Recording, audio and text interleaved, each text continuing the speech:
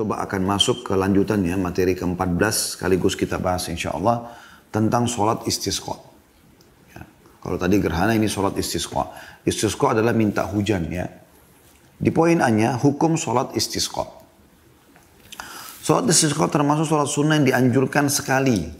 Di mana Rasulullah SAW pun telah melaksanakannya dan beliau juga memberitahukannya kepada orang-orang serta ikut pergi ke tempat pelaksanaan sholat istisqa. Diceritakan dari Abdullah bin Zaid radhiyallahu anhu, beliau berkata, kharajan Nabi sallallahu alaihi wasallam yastasqi fatawajjaha ila al-qiblati wa hawwala rida'ah thumma shalla rak'ataini jahara fihima bil qira'ah. Nabi sallallahu alaihi wasallam pernah salat istisqa. Waktu itu musim peceklik, panas sekali.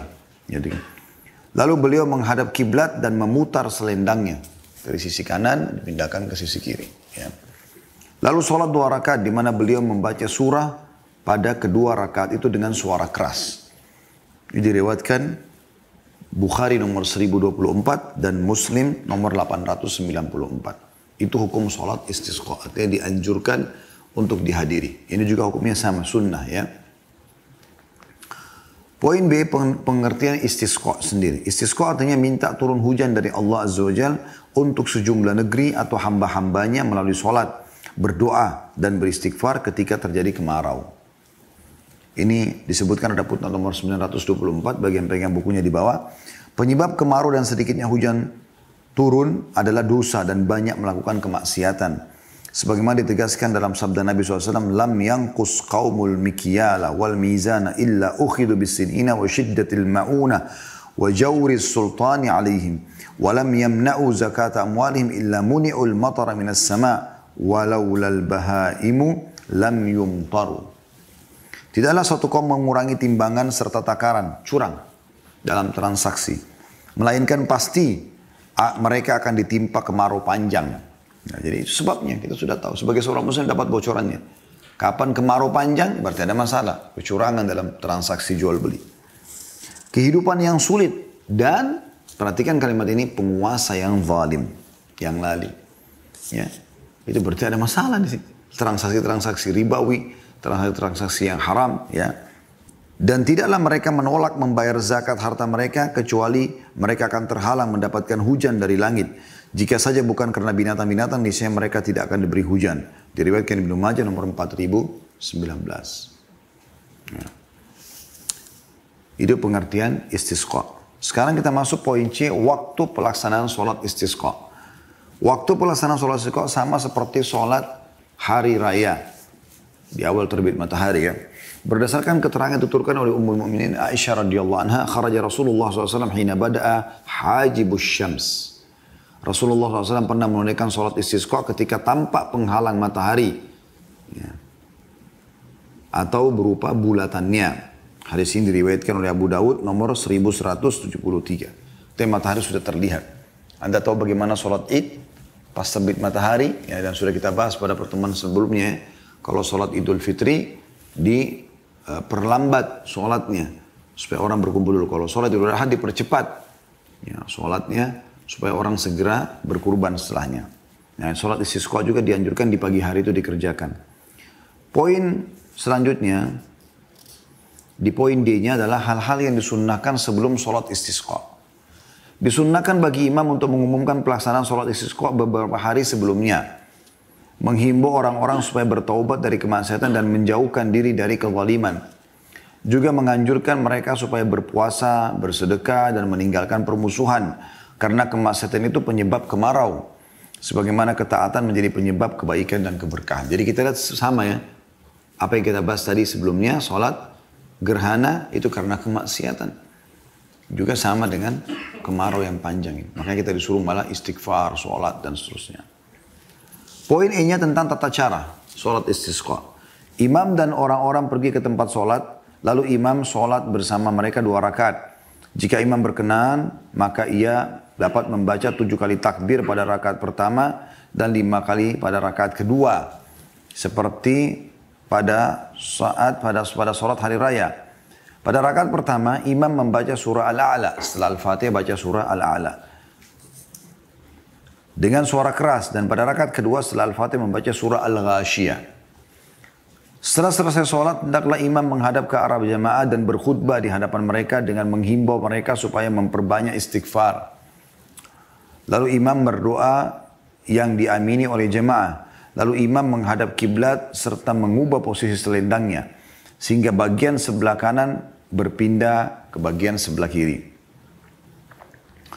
Serta bagian sebelah kiri dipindahkan ke bagian sebelah kanan. Lalu orang-orang pun harus mengubah posisi selendang mereka sebagaimana dilakukan imam. Selanjutnya mereka berdoa sesaat lalu bubar. Tata cara di atas berdasarkan keterangan Abu Hurairah radhiyallahu anhu. Beliau berkata, "Kharaja an-nabiy sallallahu alaihi wasallam yastasqi wa shalla bina rak'ataini bila adhanin wala iqamah. Thumma khatabana wa da'a Allah wa hawwala wajhahu nahwa al-qiblati rafi'an yadayhi thumma qallaba rida'ahu faja'ala al-ayman 'ala al-aysar wal aysara 'ala al-ayman." Nabi SAW pergi menunaikan sholat istisqa, minta turun hujan, ya, di zaman beliau SAW, dan beliau sholat bersama kami sebanyak 2 rakaat tanpa azan dan iqamah. Kemudian beliau berkhutbah di hadapan kami dan berdoa kepada Allah Subhanahu wa taala. Setelah itu beliau menghadapkan mukanya ke arah kiblat sambil mengangkat kedua tangannya. Kemudian mengubah posisi selendangnya sehingga sebagian sebelah kanan berpindah ke sebagian sebelah kiri, serta bagian sebelah kiri berpindah ke sebelah kanan. Hadis ini riwayat Ahmad nomor 8128. Nah, ini tata caranya ya. Jadi orang kalau tidak punya selendang ya tidak masalah. Bisa bermakna selendang memang khusus ditaruh di pundak atau memang imamah yang lebih ya. Itu bisa juga, biasa ada kain lebih ditaruh, dililitkan ya, biasa ke sebelah kanan maka dipindahkan arahnya ke balik ke sebelah kiri. Seperti itu, dari kanan ke kiri, kiri ke kanan, seperti itulah. Kemudian poin F-nya, dan ini penutupannya adalah tentang masalah macam-macam doa istisqa. Diriwayatkan bahwa ketika Rasulullah SAW berdoa dalam sholat istisqa, beliau membaca, Allahumma skina ghaithan, mugithan, mari'an, mari'an. Pertama yang pakai hamzah, mari'an. Yang kedua hamzah, ain, mari'an. Ghadakan, mujallalan, aman, tabakan, sahhan, daima. Allahumma askina al-ghaitha wa la taj'alna minal qanitin. Allahumma bil ibadi wal biladi wal bahaimi wal khalqi minal la'wa'i wal jahdi wad danki ma la nashkuhu illa ilaik. Allahumma ambit lana az-zar'a wa adir lana al-dar'a waskina min barakatis sama' wa ambit lana min barakatil ard. Allahumma rfa'anna al-juhd والجوع والعرى واكشف عنا من البلاء ما لا يكشف غيرك. اللهم إنا نستغفرك إنك كنت غفارا فأرسل السماء علينا بدرارا. اللهم اسقي عبادك وبهائمك وانشر رحمتك وأحيي بلدك الميت. Ya Allah, berilah kami hujan yang menolong, yang berakibat baik dan menyuburkan tanaman, menyirami dengan lebat, rata, meluas, sekali hentakan, turun dari atas dan terus menerus. Ya. Maksudnya di sini adalah hujan yang tidak berbahaya, karena biasanya hujan kan penyebab banjir segala macam, badai ya. Ini memang hujan yang turun yang bermanfaat langsung. Ya Allah, berilah kami hujan dan janganlah Engkau jadikan kami termasuk orang-orang yang berputus asa dari rahmat-Mu. Ya Allah, turunkanlah hujan pada para hamba, negeri-negeri, ternak-ternak, dan seluruh makhluk yang membebaskan kami dari derita, kesulitan, dan juga kepapaan. Sehingga kami tidak mengeluhkannya kecuali kepadamu. Ya Allah, tumbuhkanlah bagi kami tanam-tanaman dan penuhkanlah puting-puting susu ternak kami, serta siramilah kami dari berkah-berkah langit. Tumbuhkanlah bagi kami dari berkah-berkah bumi. Ya Allah, hilangkanlah dari kami kesulitan, kelaparan dan ketidakadaan pakaian. Hilangkanlah dari kami bencana yang tidak dapat dihilangkan kecuali oleh-Mu. Ya Allah, sungguh kami memohon ampunan kepadamu. Sesungguhnya Engkau Maha Pengampun, maka turunkanlah hujan pada kami dengan deras. Ya Allah, siramilah para hamba-Mu dan ternak-ternak-Mu. Tebarkanlah rahmat-Mu dan hidupkanlah negeri-Mu yang telah mati.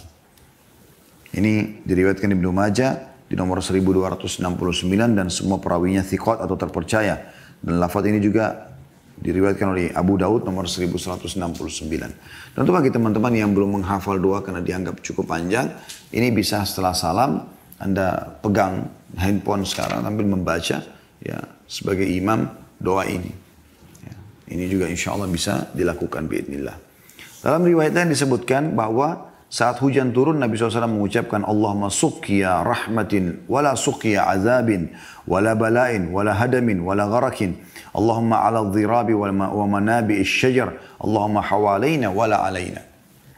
Ya Allah, turunkanlah hujan yang penuh rahmat, bukan yang disertai azab, bukan pula bencana dan bukan pula yang membinasakan atau menenggelamkan. Nah, sudah tahu kalau datang banjir atau air yang berlebihan maka akan bisa jadi bencana. Ya Allah, cukupkanlah pada lembah-lembah dan tempat-tempat tumbuhnya pepohonan. Ya Allah, curahkanlah di sekitar kami, bukan pada kami. Ya. Jadi ini diriwayatkan, disebutkan oleh Imam Syafi'i dan lafadznya ada dalam Sahihain. Diambil dari kitab Al-Um jadi 1 halaman 251. Jadi ini kita lihat teman-teman sekalian, kalau kita renungi makna daripada doa istisqa ini, itu luar biasa. Bagaimana kita betul-betul menghadirkan hati, pikiran kita, kalau kita fahami maknanya, untuk memohon kepada Sang Pencipta. Dan saat itu sudah manusia putus asa pasti. Mereka melakukan apa lagi? Tidak ada kecuali Sang Pencipta Allah Azza wa Jalla memang yang mau ya memberikan hujan. Yang lain tidak akan pernah. Tidak akan pernah ada yang bisa memberikan kecuali Allah Subhanahu wa Ta'ala. Allahu a'lam.